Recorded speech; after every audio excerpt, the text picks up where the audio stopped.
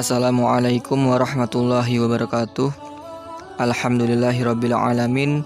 Nahmaduhu wa nasta'inuhu wa nastaghfir wa na'udzu billahi min sururi anfusina wa min sayyiati a'malina. May yahdihillahu fala mudhillalah wa may yudlil fala hadiyalah. Amma ba'd.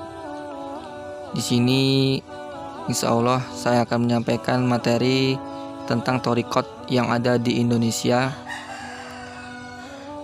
Pada kesempatan kali ini insya Allah pembahasan yang akan saya sampaikan yakni ada pengertian thariqat, kemudian asal usul kemunculan thariqat, masuknya thariqat di Indonesia, dan macam-macam thariqat yang ada di Indonesia.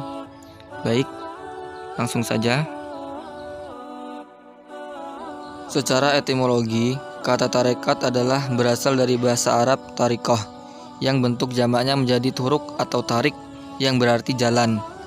Kemudian secara terminologi, tarekat adalah jalan untuk mendekatkan diri kepada Allah Subhanahu wa Ta'ala dengan tujuan untuk sampai kepadanya, yakni wusul, sampai kepadanya gitu.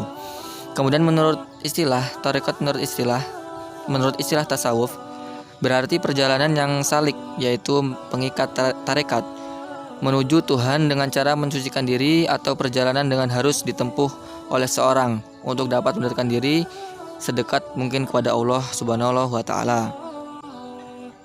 Dan pembahasan yang selanjutnya yakni asal usul kemunculan tarekat.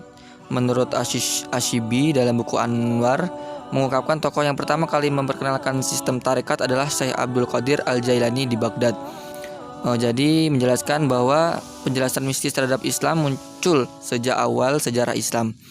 Sejarah Islam menunjukkan bahwa tarekat-tarekat sejak bermunculan pada abad ke-12, abad ke-6 Hijriah, yakni mengalami perkembangan yang sangat pesat. Kemudian yang C, masuknya tarekat di Indonesia.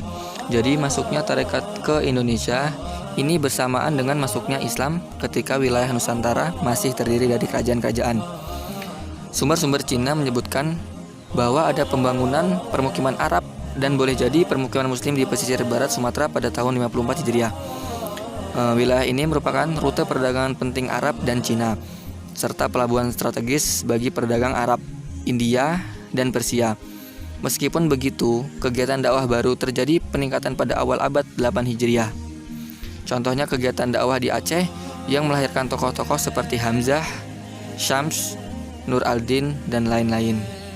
Pada intinya ini masuknya sama dengan ketika Islam wilayah Nusantara masih terdiri dari kerajaan-kerajaan gitu ya. Kemudian selanjutnya yang D, macam-macam tarekat yang ada di Indonesia. Untuk yang pertama yakni tarekat Qadiriyah. Ini didirikan oleh Syekh Abdul Qadir Al-Jailani yang berasal dari daerah Jilandi, Persia, dan hidup di Baghdad. Tarekat Qadiriyah ini berpengaruh di dunia timur seperti Aceh, Sumatera Barat, bahkan sampai ke Tiongkok. Kemudian yang kedua, tarekat Naqsabandiyah, pendirinya yakni Syekh Bahuddin Muhammad bin Muhammad Al-Uwais Al-Bukhari. Tarekat ini terbesar di Indonesia, khususnya di Sumatera Barat, di Minangkabau. Adapun terkait yang diajarkannya yaitu berpegang teguh dengan akidah ahli sunnah, kemudian meninggalkan rukhsah, tetap berhadapan dengan Tuhan, senantiasa berpaling dari kemegahan dunia, terus menghasilkan malakah hundur, yakni kemampuan menghadirkan Tuhan dalam hati, kemudian menyendiri di tengah-tengah ramai, serta menghiasi diri dengan hal-hal yang memberi faedah, mengambil faedah dari semua ilmu-ilmu agama yang baik. Selanjutnya yang ketiga yakni ada tarekat Khalwatiyah. Ini didirikan oleh Syekh Yusuf Al-Khalwati yang dibawakan dan disebarkan pada tahun 1670 Masehi.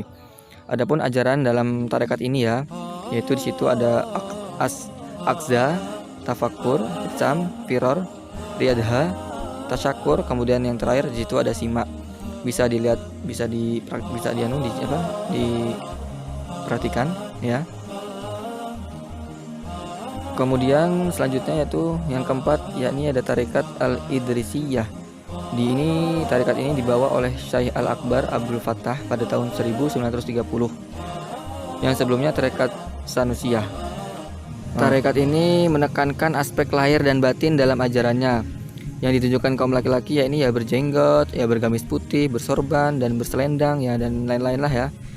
Kemudian yang selanjutnya yaitu yang kelima, yaitu tarekat Syadziliyah. Tarekat Syadziliyah ini yaitu ya bertakwa kepada Allah di tempat sunyi dan ramai. Ya mengikuti sunnah dalam segala perbuatan dan perkataan, berpaling hati dari makhluk waktu berhadapan dan membelakang, ridho dengan pemberian Allah sedikit atau banyak, dan kembali kepada Allah bagi yang senang maupun sedih gitu ya. Ini yang kelima, tarekat Syadziliyah. Mungkin cukup sekian dulu dari saya mengenai pembahasan tarekat di Indonesia. Apabila ada salahnya saya mohon maaf. Wassalamualaikum warahmatullahi wabarakatuh.